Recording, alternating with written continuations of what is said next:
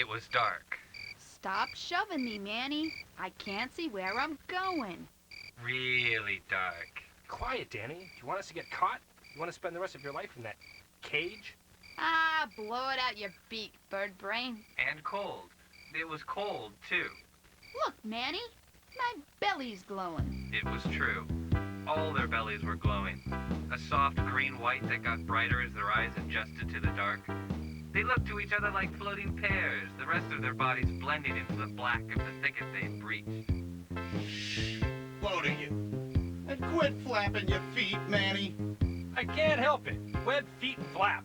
All right, you penguins, look. Elvis stopped abruptly and turned to face the two floating pears glowing behind him.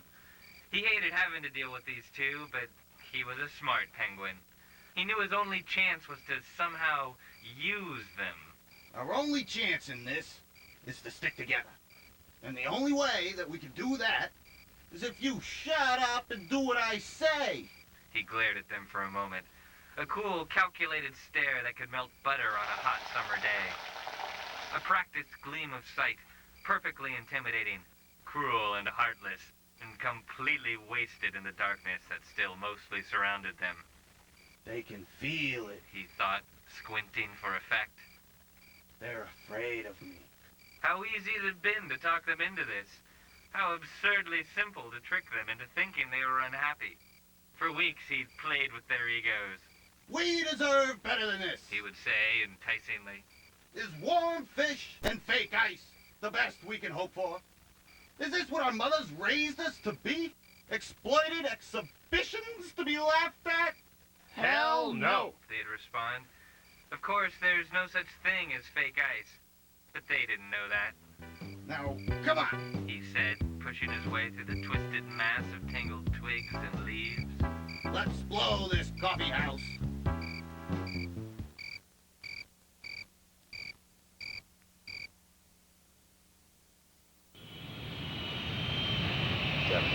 You are cleared for landing. Crosstown at the airport, a box of non-fat dehydrated milk was arriving on the 10:20 from Montreal. There was nothing unique about this box. It was only one of many arriving that night. Just an average, ordinary box of dehydrated milk with the same worries, the same cares, the same questions that any box of milk might ask. Is this all that I am? Where did I come from? And why am I here? Does anybody have anything to drink? But no answers appeared to quench its thirst. There was only time to wait, and to wait, and wait.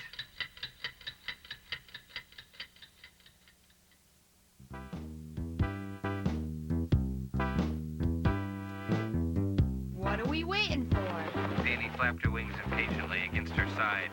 Why did we stop? Thought Elvis as he glared at the gate in front of him. His eyes followed the steel bars upward, caressing the cold metal barrier, resting finally on the 3 block letters towering atop. Ooze. He thought, what a fitting name for the prison that had stifled them for so long. And now, freedom was only inches away. They could easily slip through the bars. What's wrong, Elvis? Manny blurted out. Why did we stop?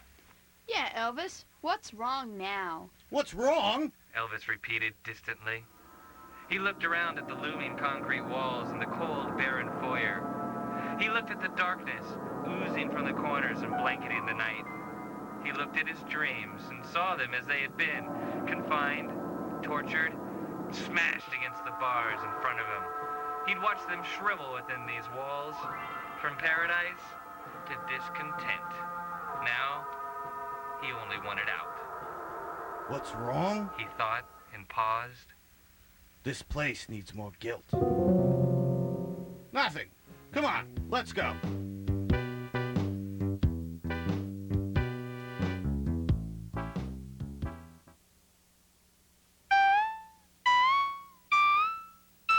Aquarius! January 20th to February 18th. Keep your hat on tight, or it's liable to fly away if you're riding with the top down. Focus on trivial things, and the big picture becomes clearer. Rome is interesting. So is spaghetti.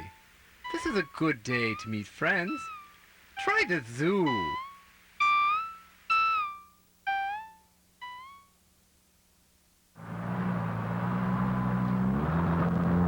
Nothing ever went right for Curtis Meatcake. How could it, he often thought, with a name like that? But tonight, he had more important things to think about. It still doesn't make sense. He thought, pulling the bus to the side of the road. I don't even own a hat. Maybe it was meant symbolically. Does this bus make many stops? The old lady's frail voice drifted up the ridge steps from outside. Only if you ding the bell, Grandma. Gotta get the characters on my route. Thought Curtis as the antique woman lugged her bag up the steps. But he had more important things to worry about, like the horoscope that had been plaguing him all day. So where does spaghetti fit in all of this? He wondered. There's certainly nothing trivial about Rome. Keep your hat on? Sounds like some kind of a warning. What could possibly go wrong?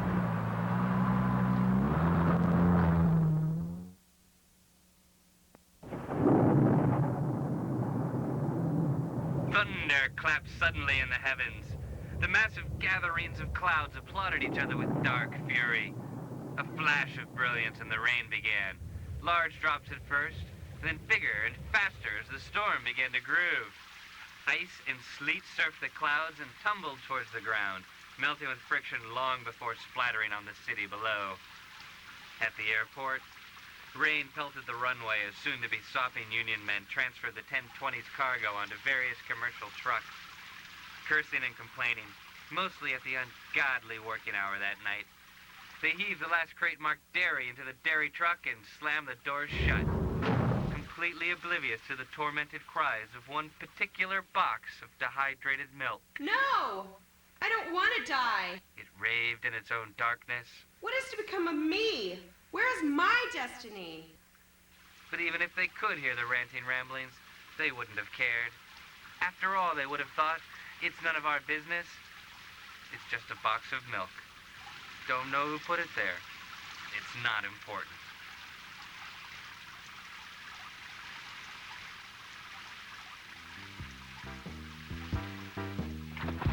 Quit splashing me, Manny. Danny complained as she splashed around to bit herself. Both of you, stop playing in the puddles. We've got more important things to do. Elvis commanded, pleased with the completely disgusted tone of voice he'd produced. He looked with heartfelt contempt at the two imbeciles while the rain pattered down on his sleek, black tennis ball head, as if the rain was against him too. He could picture the water penetrating his skull with each splat, soaking his brain with sleaze and stupidity. Pretty soon, he'd be playing in puddles if this kept up. Like what, Elvis? Danny asked, forlorn and forgotten in the rain. What important things? Yeah, Piped in Manny. we got out, so what do we do now? Simple. Elvis explained, relishing the utter condescension in his voice. We go north. Penguins always go north. That's where we live. Don't you know anything? He walked on down the street, sheets of rainwater slipping past him on the pavement. They followed him, of course. He didn't have to look back to know that. They always followed him.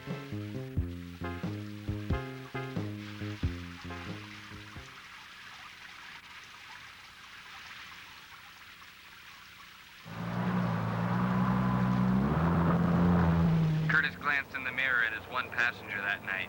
What a nut. He thought. What a loony. What about spaghetti is so dang interesting? She, however, appeared completely oblivious to Meatcake Curtis P. She'd noted the name on his dashboard while boarding, license RS91666.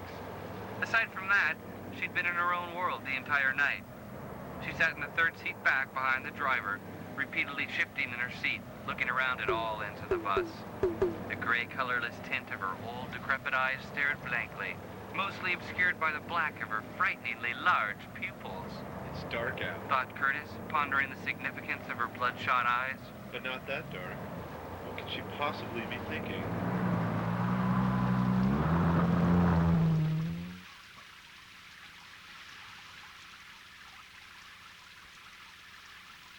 Finally!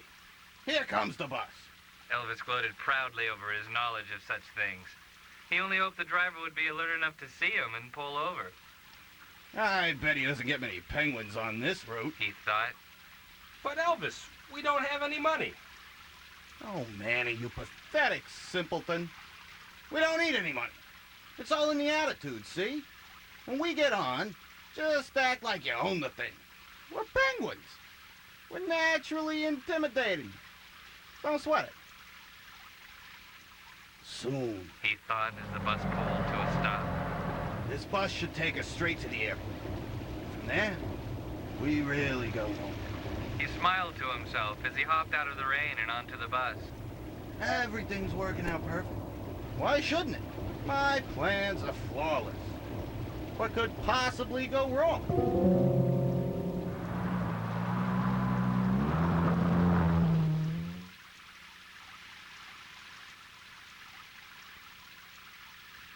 Somewhere, elsewhere, in the dark of its own darkness, the box of milk screamed. I can't take it anymore. The sitting, the waiting, the not knowing. I don't want to go on if it means going on like this. I want to die. I want to die. Die! Die! Die! But it was no use. There was no one there, and the box of milk could only suffer, with no rope to swing by, no blade to cut with, no breath to hold. And its invisible screams but washed away silently in the raging storms above. And it was raging. There was a party in the sky like Mama don't know. Flights had been canceled, kids hid in bed, dogs howled and sat in the rain, and no one was out on the streets. Who would be on a night like this?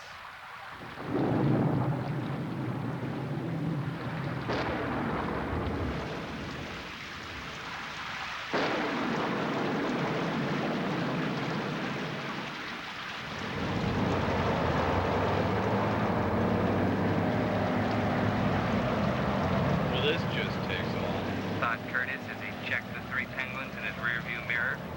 They had picked a seat behind the old lady who'd hardly even seemed to notice when the penguins got on. Shit. Maybe it's just me. Maybe there isn't anything unusual about all this. Besides, it's not my job to hassle penguins, so I drive a bus. It's a good job. It's an easy job. What could possibly go wrong with a job like this? There was a thud, then a click, and Curtis could only see the rifle barrel in his rearview mirror.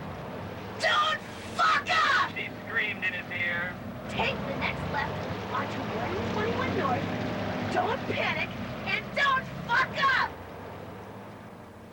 There are discrepancies in hell over what Curtis did next. Some say he panicked first. Some say he just fucked up. In any case, he didn't make the turn. Gripped with fear and disbelief and a strong sense of excitement we won't go into here, he snapped the bus into a toppling spin it never completed as it smashed into the oncoming momentum of the dairy truck. Curtis was dead. Even before he could wonder what the hell a dairy truck was doing out this late at night, he was dead. Noteworthy, he actually did go to hell. Not that he was particularly evil, just that no one in heaven really wanted him around that much. There is a witness who claims he saw an old lady scramble and climb out of the bus's front door when the vehicles finished their crash, but he was drunk and no one really believes him. Authorities also discovered the carcasses of two penguins escaped that night from the zoo.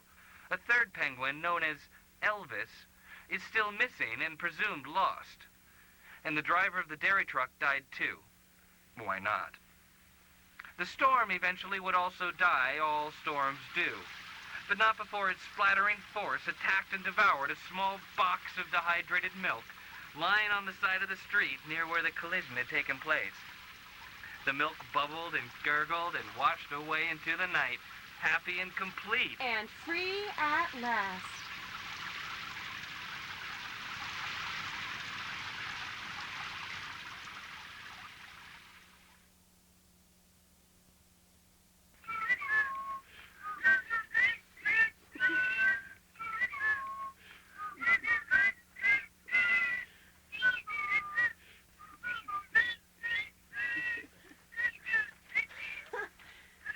Let's pick a song that people that can't whistle can sing.